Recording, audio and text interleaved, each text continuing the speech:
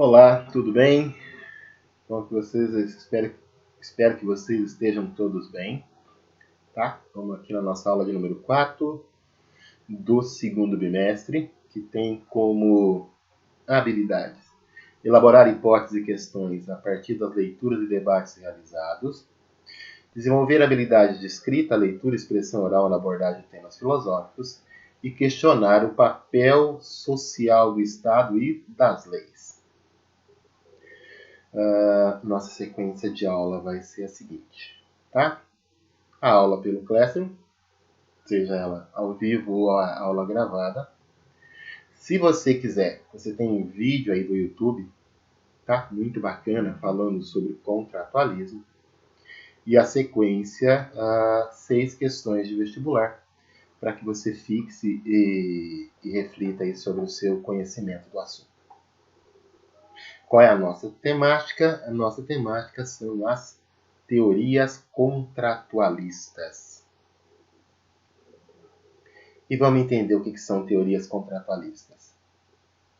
As teorias contratualistas foram pensadas por esses 3 senhores aqui, ó.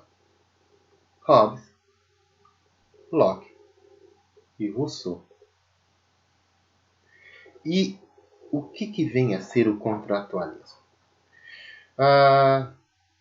Se a gente pegar Aristóteles, ele vai dizer que a política ela é uma criação natural do ser humano.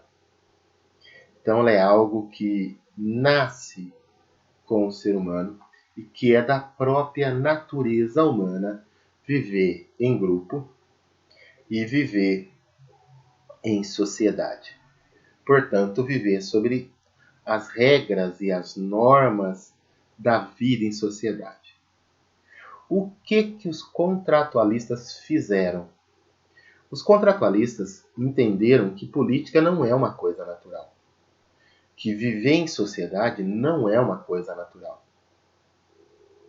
Mas que essa vida em sociedade e essa vida política, e quando a gente fala aqui em política, é a vida onde tem um governante, tem um Estado, tem leis, tem regras, né, que formam e constroem a chamada sociedade civil. Os contratualistas entenderam que isso é uma convenção, é uma criação do ser humano. Então, o primeiro grande contratualista é Hobbes. Então, todos eles vão partir de um pressuposto teórico que a gente chama de estado de natureza. Ou seja, um estado pré-político, um estado onde o ser humano viveu sem a presença de governantes, sem a presença do Estado, sem a presença de leis e regras. Então o homem era, para os três, isso parece os três, o homem é extremamente livre no estado de natureza, o homem faz o que quer, o homem não tem regras, o homem não tem limites. Beleza? Então, diferença aí do pensamento dos três comparados, né? Qual é a diferença do estado de natureza para os três? Para o Hobbes, o estado de natureza tem um homem mau, um homem onde o homem é lobo do homem, onde o homem é extremamente egoísta e ele vive em constante conflito. Por isso que ele precisa de um estado também seja mau, que também tenha mesmo tanto poder quanto ele. Por isso um estado absolutista. Já para Locke, no estado de natureza, o homem é livre. E o homem precisa, então, de um Estado que garanta esta liberdade. Por isso, um Estado que seja liberal, não um Estado absolutista. Rousseau, no estado de natureza, o homem é bom. Então, ele precisa que... Tá bom, o homem é bom, mas o que tornou o homem mau? O que tornou o homem mau foi justamente a criação de uma sociedade civil, de uma sociedade corrompida, de um Estado corrompido. Rousseau está fazendo uma crítica muito severa ao Estado absolutista, né? Lá aquele rei francês, Luís, se não me engano, Luís XIV, né? Que acreditava que o Estado sou eu e tudo mais. Então, esse Estado ruim que corrompeu os homens, ele tem como ser resolvido se a gente criar um Estado que seja democrático, que prevaleça da vontade geral, ou seja, o voto popular, né, a vontade de todos os homens, de todos os cidadãos. Mas vamos ver detalhadamente cada um. Então vamos lá. Então, primeiro pressuposto aqui do Thomas Hobbes é de que o homem é lobo do próprio homem. Então, no estado de natureza, os homens são extremamente egoístas, os homens são extremamente maus e os homens estão em constante conflito. É uma constante guerra de todos contra todos. Como não tem nada nem ninguém que me impeça de tomar o que é do outro ou de possuir o que é do outro, a gente vive num estado de constante insegurança. Só que essa constante insegurança, segundo o Hobbes, não é bom. O homem não é feliz. Para que o homem consiga viver bem, para que ele consiga ser feliz, ele faz um pacto, um contrato social entre os seus iguais e cria o governo e cria o Estado. Qual é o objetivo do governo e do Estado? Acabar com a guerra de todos contra todos, acabar com esse universo da violência. E por que precisa ser um governo forte, um governo soberano, um governo absolutista? Porque eu preciso de um governo que consiga controlar as liberdades, um governo que consiga controlar as vontades das pessoas para que eu tenha dessa forma o limite para a violência, que eu tenha dessa forma um governo que tenha condições de controlar as liberdades individuais e a violência natural do ser humano. Segundo escritor contratualista, nós temos aí John Locke. E o Locke, ele dizia o seguinte: o homem tem direitos naturais e eu preciso de um Estado que promova, que permita, que tenha como finalidade os direitos naturais. Quais são esses direitos naturais? Primeiro, a propriedade.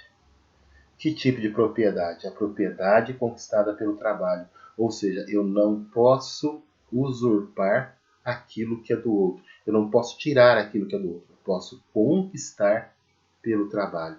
Essa é a propriedade a qual eu tenho direito. Num estado de natureza, onde todas as pessoas são livres, há um grande risco para a propriedade. Porque nada me impede, nada segura os homens que são egoístas de tentarem tirar o que é do outro. Segundo, eu preciso de um Estado que promova a conservação da vida. De novo, o homem não é mau por natureza para o Locke. Mas, em situações de conflito, pode ser colocado a vida em risco, já que o homem é um ser egoísta. O Locke não discorda disso. Tá? A gente não é. Só que ele acredita que assim, não é que a gente seja totalmente mal. O que a gente não é totalmente bom. Então, a gente corre o risco de, em algumas situações de conflito, a gente ter a agressão, a ameaça à vida humana. E, por último, essa liberdade inerente que é fundamental no estado de natureza, onde o homem tem uma vida sem regras, sem leis, ela é muito boa. Contudo, eu preciso, como eu estou em constante perigo, eu estou em constante ameaça, é melhor que eu abra mão de parte da minha liberdade, mas só parte, e para que eu tenha então uma resolução de conflitos que não passe só pelas liberdades. E aí o Locke é um cara bastante interessante porque assim, esse estado que os homens fazem o acordo e se propõem a criar, eles ele tem a obrigação, ele tem um papel fundamental de garantir esses 3 direitos. Permitir a propriedade, promover a conservação da vida e que tenha como finalidade a liberdade. Então, é um Estado liberal, ou seja, que defende a liberdade, a propriedade e a conservação da vida. Se o Estado não fizer isso, segundo o Locke, é a situação onde os homens podem se revoltar. Afinal de contas, essa é a única situação onde os homens podem ter o direito à sublevação, tá? Quando o Estado não garante esses 3 direitos. Por fim, a teoria do Rousseau. O Rousseau parte também do estado de natureza, mas com um princípio um pouco diferente dos outros dois. A ideia do Rousseau é de que o homem é bom, né? A ideia do bom selvagem. O Rousseau está observando as tribos indígenas, as tribos da Polinésia, tribos africanas, onde não há desigualdade entre os membros da tribo. Né? Chefe, o pajé, o xamã, apesar de eles terem uma posição de destaque, não há uma desigualdade econômica entre eles, não há uma grande desigualdade social. E aí o Rousseau vai dizer, o que promove essa grande desigualdade? O que corrompe o ser humano? A própria sociedade. Então o homem é bom por natureza, a sociedade o corrompe. Inclusive, não está aí no slide, mas é um detalhe da teoria do Rousseau, uma das formas de se voltar a esse homem bom é a educação. O Rousseau detalha isso num livro chamado Emílio. Bom, segundo diz a lenda, ele escreveu para o filho dele. Mas então, como é que a sociedade vai corromper o ser humano? O que a sociedade cria que corrompe o ser humano? A propriedade privada.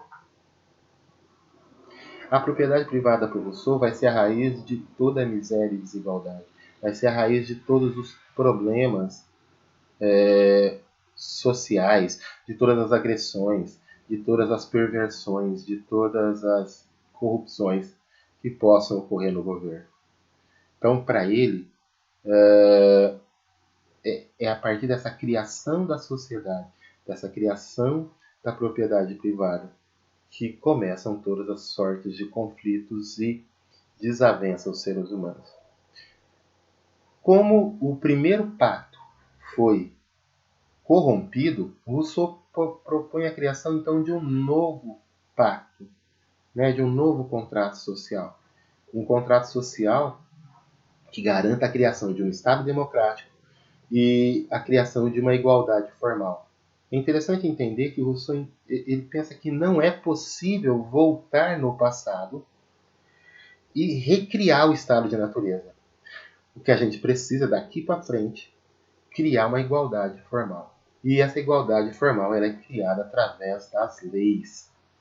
E essas leis elas não podem ser resultado da vontade de um só homem ou de um só grupo. Ela tem que ser resultado de uma vontade geral. Como é que se faz essa vontade geral? Né? Como é que se constrói essa vontade geral? Através do voto. Então, Rousseau é um desses filósofos que são marcos fundamentais para a gente pensar a política e o Estado contemporâneo, né? Visto que a democracia se tornou, a democracia e a igualdade formal se tornou um dos grandes objetivos dos Estados atuais. Tá? Espero que você tenha entendido aí os 3 conceitos, 3 teóricos. Vamos só dar uma olhada nas questões que nós temos aí na aula. Tá, cheio. Primeira questão vai querer que você pense o pensamento do John Locke. Né? O que o John Locke pensou, como é que se constrói o cidadão. Então, para você pensar John Locke, você tem que pensar nos 3 direitos inalienáveis. Tudo que se diz respeito aos 3 direitos naturais inalienáveis tem a ver com o pensamento de John Locke. Tá? Vida, liberdade e propriedade. Então, para responder a pergunta, pensa naquilo que é direito inalienável. Segunda pergunta vai pedir para que você compare o pensamento de Hobbes e de Locke. Tá? E aqui no caso, como é que Hobbes pensa o estado de natureza? É um estado pacífico? É um estado tranquilo? Não. É um estado de guerra de todos contra todos. É um estado de constante miséria, de constante medo, de constante insegurança. Questão número 3. Agora comparando Hobbes e Rousseau, como é que cada um concebe o Estado? Né? Para que cada um concebe o Estado? Tá? Lembrando que para o Hobbes o homem é mau, o Estado tem que ser forte e mau. Para o Rousseau o homem é bom, o primeiro Estado, podemos dizer assim, corrompe, precisa ser recriado um outro Estado, um Estado que prevaleça a vontade da maioria, criando uma igualdade formal. Ok? Questão número 4. Como é que o Rousseau defende que os homens consigam voltar naquela vida boa, livre e feliz que eles tinham no estado de natureza? Criação de uma democracia, de um estado de igualdade formal e educação. Tá bom? Para o Rousseau é muito importante a questão da educação como caminho para a volta para o estado de natureza. Questão de número 5, bem recente, hein? Essa também bastante tranquila. Está perguntando como é que Hobbes entendia o estado de natureza, ou seja, o estado que vem antes da sociedade civil, da criação do Estado e do governo. Como é que era? Era um estado tranquilo? Era um estado bom? Era um estado comandado por religiosos? Era um estado de conflito?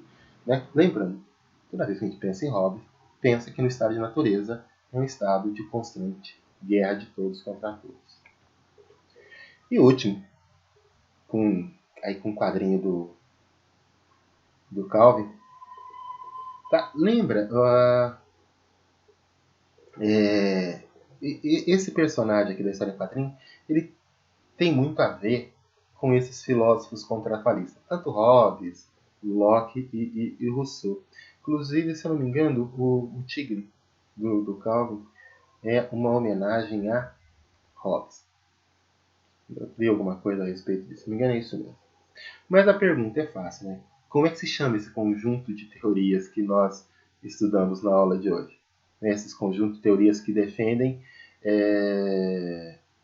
que o homem em algum momento abre mão de parte ou de toda a sua liberdade natural para a garantia dos seus direitos individuais, ou para a garantia da paz, ou para a garantia da sobrevivência, ou para a garantia da vontade geral. Como é que se chama esse conjunto de teorias que pregam que o homem fez um contrato para criar o Estado? Tá bom? Gente, obrigado. Espero que vocês tenham compreendido aí o conteúdo. Parece muita coisa, mas não é. É relativamente tranquilo. Alô? Então, tudo de bom. Bons estudos, sucesso e que você consiga superar cada vez mais e adquirir cada vez mais o seu conhecimento.